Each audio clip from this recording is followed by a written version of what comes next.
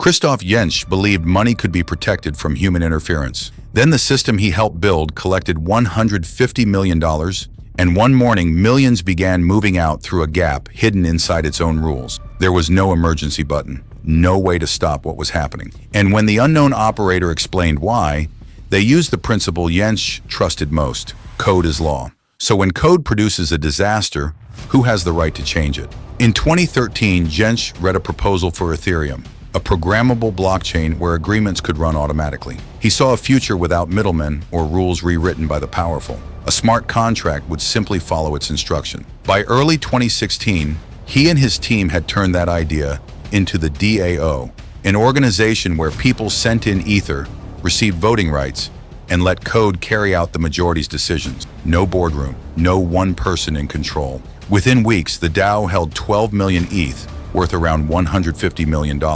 But a warning had appeared.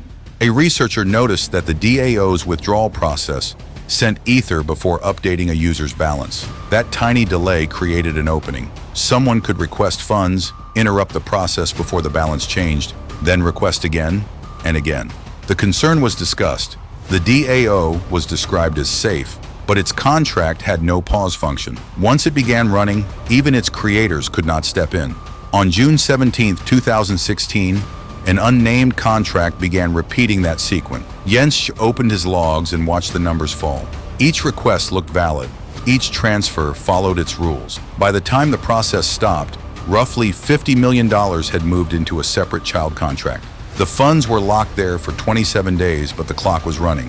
Jentzsch and developers searched for a response. They contacted miners. They explored fixes. Every path led back to the same problem. The system was doing exactly what it had been told to do. Then a public letter appeared. Its author claimed the funds were theirs because the contract allowed every step. They argued that changing the outcome would violate Ethereum's promise. Code could not be rewritten when the result became inconvenient. The community faced an impossible choice: leave the outcome untouched and prove the rules were permanent, or change the chain to recover the funds and prove human judgment could still override code. A first plan failed after warnings it could disrupt the network. Should Ethereum rewrite history to save an experiment, or preserve the original rules? Even when those rules had been turned against their creators, the vote divided the community. One path reversed the DAO outcome. The other continued as Ethereum Classic. The unknown operator was never officially identified. The transactions remain public. The name behind them does not. And the question they left behind still follows every system built on trustless code. When the rules cannot be changed, what happens when following them becomes the biggest mistake of all?